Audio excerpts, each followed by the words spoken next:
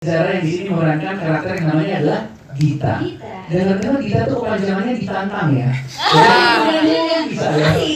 Ya lumayan ya. Tapi mungkin tadi kan kita udah melihat sedikit versi dari episode pertama ya. Kalau mungkin boleh jelasin dikit karakternya sebenarnya seperti apa sih seorang Gita ini dari POV aktornya. Oke.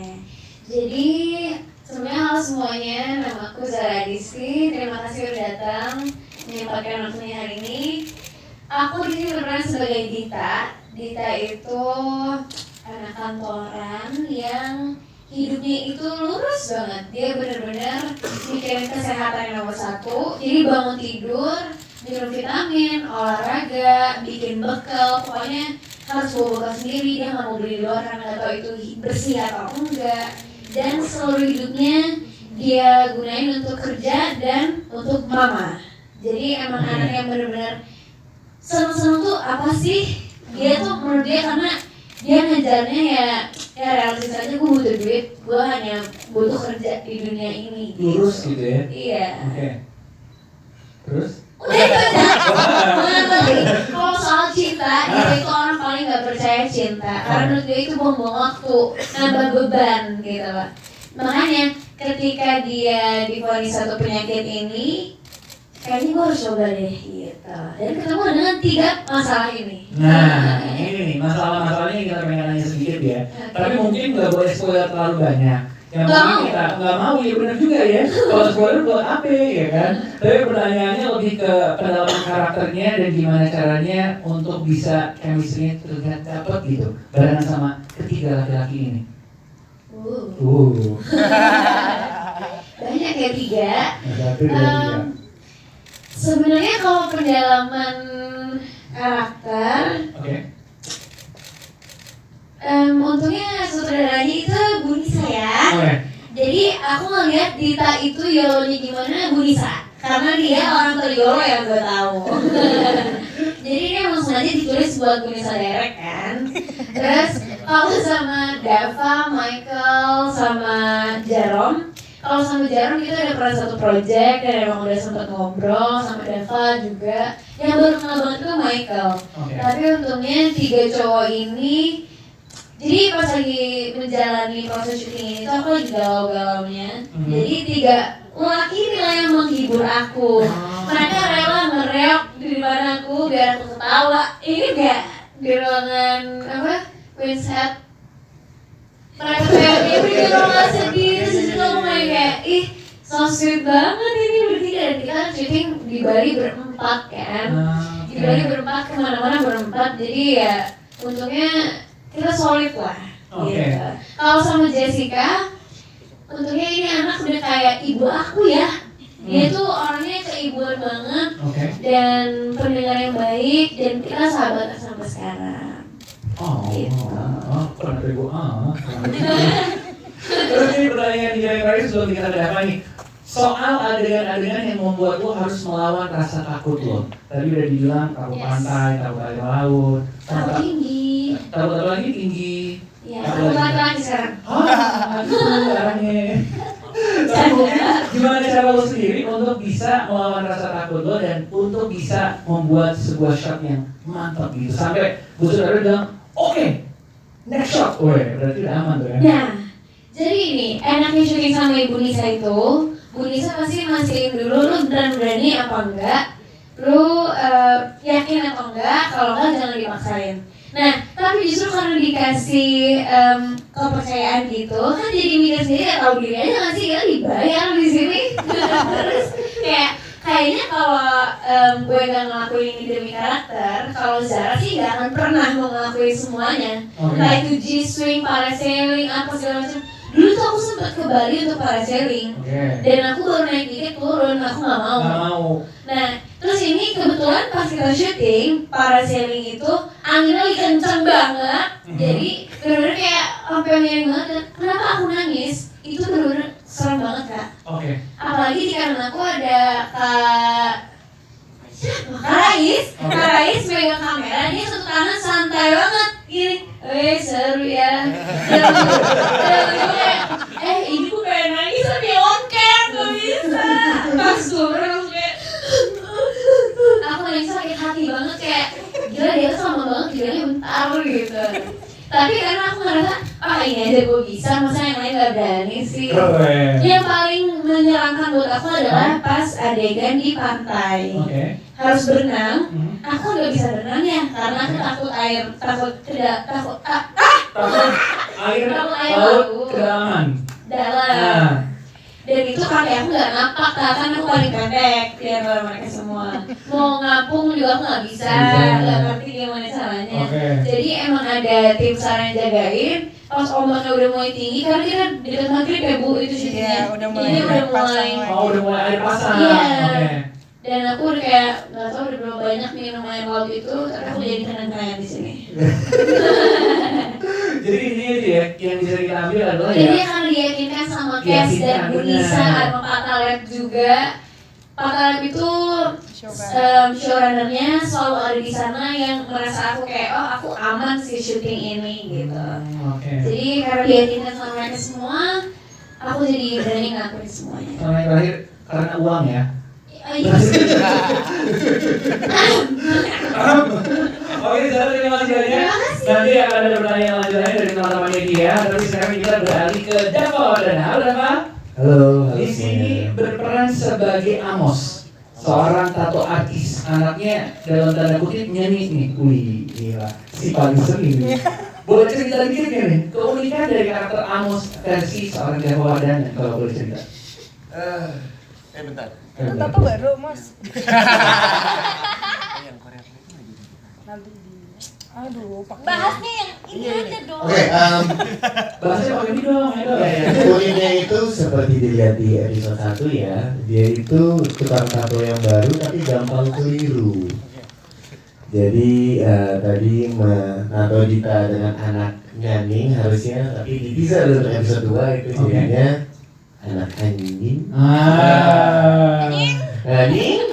Nah terus seperti yang dilihat juga, untuk sementara di episode 1 dia belum ada tato. Nah kelihatan kan ada tato. Nah harusnya tato artis itu banyak kan tatonya dan kelihatan gitu. Nah itu nah jadi ini salah satu keunikannya Amos. Itu sih.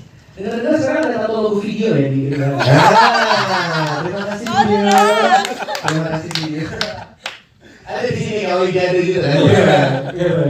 Tapi ini kita mau nanya dikit ya dari point of view juga gitu ya. Kalau mungkin boleh cerita soal Amosnya sendiri, sedikit mempromosikan diri. Kenapa Dita tuh sebenarnya harus memilih Amos? Emang apa sih keunikan dan kelebihannya?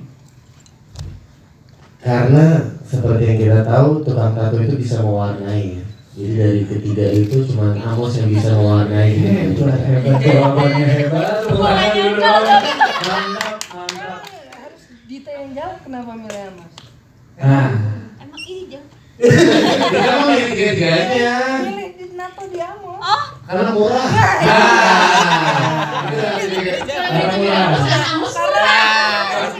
Masih baru aja. Masih murah. Masih trial dan error. Itu tadi ada teaser di episode 2 dia ada konflik lagi sama customer laki-laki. Itu juga ada sesuatu juga tuh. Itu mesti ditonton tuh. Kenapa tuh? Kenapa apa tuh yang kali ini kan bisa gede banget, gede banget. Jadi ini itu sih. Oke, tuh deh. Nanti bisa disaksikan di episode selanjutnya ya. Dapat terima kasih banyak. Terima kasih. Sekarang kita beralih ke Michael Indo di sini. Apa kabar? Baik. Nih, kita ngobrol dikit soal karakter Deo. Nih Laki Tuti. Kalau kata skrip yang harus gue baca, alias tukang tipu. Wah. Tapi berhubung tadi baru nonton episode 1, jadi gue menemukan inspirasi modus terbaru ya. Pura-pura HP dicolong, itu baru ada tuh kayak gitu. Kalau di sini mungkin udah langsung diamuk masa ya, tapi berhasil untuk yang kali ini. Ini pertanyaannya, kalau misalnya lo sendiri bisa menceritakan karakter Deo tuh seperti apa? Silakan. Penipu. Begini deh.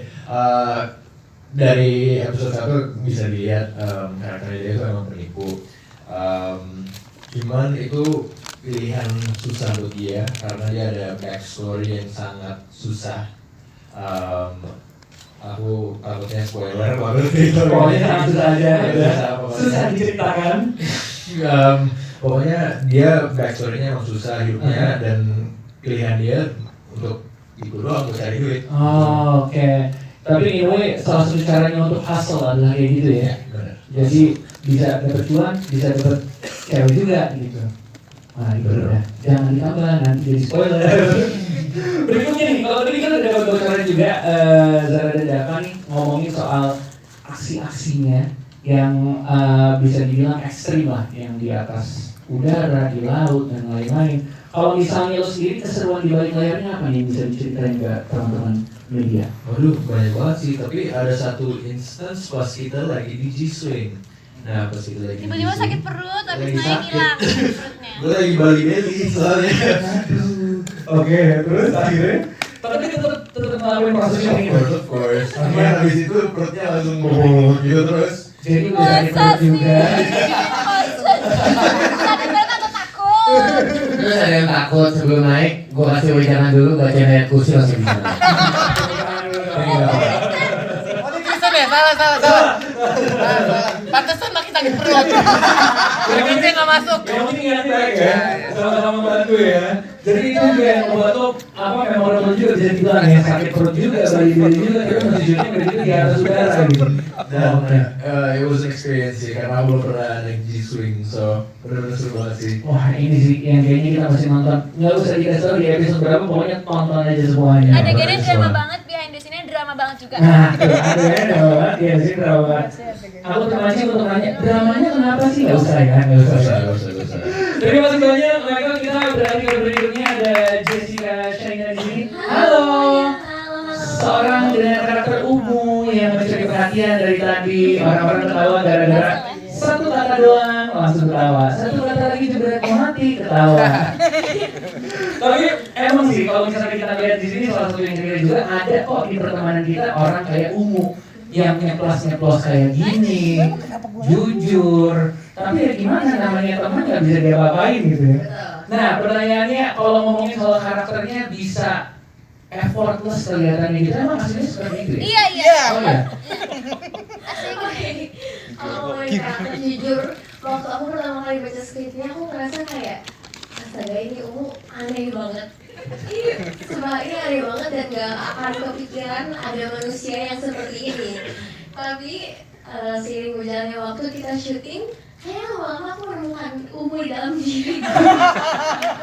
Tapi not in a bad way, in a good way. Iya. Maksudnya kayak kalau aneh-aneh ya semoga enggak ya. Cuman kayak yang kayak nyablaknya terus kayak apa-apa kayak gitu-gitunya. Mungkin mulai keluar gitu. Oke. Satu nih, mungkin kalau boleh cerita dikit momen yang paling seru yang kamu masih ingat soal proses syutingnya apa? Proses syuting kayaknya paling seru itu waktu aku sama Dita doang gitu karena kita making chemistry yang akhirnya kita jadi sahabatan juga. Jadi proses syutingnya itu sangat seru kayak. Proses yang paling kamu suka makan martabak berapa biji? Nah, ini berapa kali sih untuk makan martabak? Iya, kalau bisa jadi diulang aja deh martabaknya. Nanti boleh ditonton aku makan martabak berapa kali. Ya itu sangat. Sampai dia enek banget. Iya begitu. Tapi kalau saya ditraktir martabak masih mau? Enggak usah ya. Trauma. Langsung trauma. Oke, terima kasih banyak untuk seluruh teman-teman kita yang ada di depan sini yang sudah ngobrol-ngobrol bareng sama kita. Dan setelah ini adalah waktunya untuk Q&A, tapi Q&A akan kita satukan nanti dengan doorstop interview. Jadi buat teman-teman media di sini yang mungkin punya pertanyaan, akan kita langsung masukkan ke sesi doorstop interview. Jadi sekarang adalah waktunya kita berfoto bersama.